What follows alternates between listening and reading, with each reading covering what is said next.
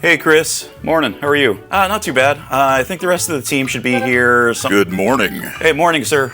All right, guys. As soon as Carl gets here, we'll get started. Hey, y'all. Sorry I'm late. Hey, Carl, I think you're frozen. Your video's not working. Oh, sorry. My connection's not working well this morning. All right, well, why don't we just jump in? So, guys, first up this morning, we've got a last-minute opportunity to launch a fall campaign. I already let Dave know that we'd jump on it, and he's approved budget, so now it's on us to get things produced, run through, and ready to go for launch on Friday. I know it's going to be a little bit of a push, but it could really help lift sales as we wrap the quarter, so we just kind of got to get it done. Yeah, I mean, I think we can do that. Awesome. So if we're all on board then, Chris, I'm going to hand this off to you. Cool, yeah. So I guess I'll get a brief to you, Kev, and then once you're done with the final designs, we'll ship it to Carl for clearance from legal, and we should be good to go by the end of the week, yeah? Yeah, that totally works for me. Hey, Carl, did you get that? Yeah, I got that. Well, I'll keep an eye out for things coming through. Awesome. Listen, thanks for jumping in on this, fellas. I super appreciate it. Sure. Guys, look, I know we're all slammed, but y'all said this could be done by today. Why are we still waiting on design? Kev? I mean, I thought you had given us until the end of the day to wrap this. I've got the finals almost ready, and I was gonna send them to both of you in about, 20 minutes. Okay, I don't care what it takes. Y'all need to get this over to Carl ASAP so that he can clear it through Okay, legal. I got it. I'm on it. I'll have it to you before lunch. Oh, finally. Okay, let's get this to Carl. Carl? Hey there. You've reached Carl in legal. I am out of the office today. Son of a... I imagine we've all been here, part of a dysfunctional team that seemingly just can't get anything done. So what's the issue? Some might say this team has a people problem, whether it's a management issue or a lazy coworker or just an overall lack of accountability. Others might point to broken process and try and fix it by inserting more meetings, more check-ins, or even implementing the new project management system of the month. While those might help, I think there's a way simpler solution. I think this team continues to fail because of sloppy agreements. And cleaning up our agreements, well, that's what we're going to talk about today on Everyday Awareness. Hey there.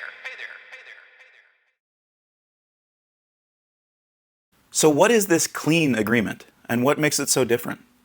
Well, simply put, clean agreements clearly define who will do what by when. It might feel like a super basic concept, but just check. How many of the agreements in your life don't include one of these 3 points? I mean, sure, you've agreed to file that report every Monday, but is there a specific time? And what about your agreement to keep the kitchen clean? Have we clearly defined who's going to unload the dishwasher or put away the dishes? Let's use our team example to dig in a little deeper. Did you happen to catch one of the agreements they made in that first call? I guess I'll get a brief to you, Kev, and then once you're done with the final designs, we'll ship it to Carl for clearance from legal, and we should be good to go by the end of the week, yeah? Yeah, that totally works for me. The lack of specificity there caused so much drama. Watch what happens when we clean it up. A clean agreement specifies who. So instead of we, let's agree that Chris will ship the designs to Carl when they're done. We can get a little cleaner on the will do what as well. Instead of ship the designs to Carl, a clean what might be email the approved PDFs to Carl and ping them on Slack when they're sent. The biggest cause of drama, though, was around the by when. I mean, when did they agree to wrap things up? By the end of the week? Come on, that's just not clean. Let's agree instead that they need to be sent to Carl by 11 a.m. on Friday, so that he can have enough time to do his part before heading off early for the weekend. By taking just a few seconds to make sure that agreement was clean, the team could have eliminated so much of their drama and frustration that week, and could have even saved the quarter by getting that campaign out on time.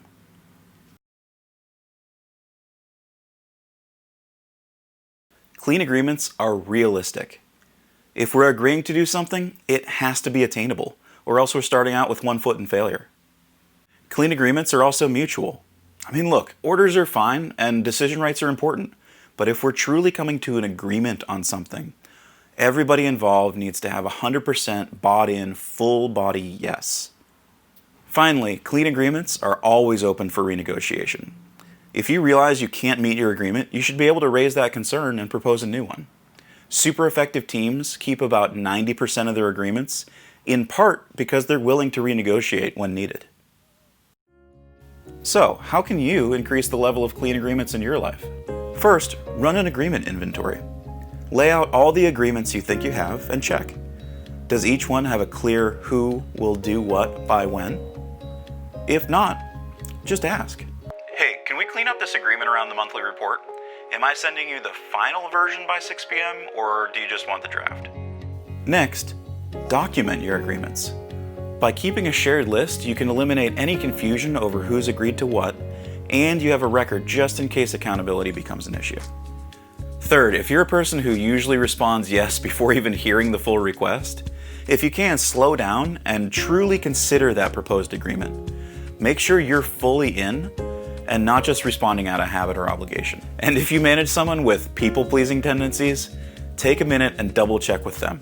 Be sure you're giving them the space to say no or to propose an alternate agreement to which they do have a full yes. And finally, remember, agreements aren't orders.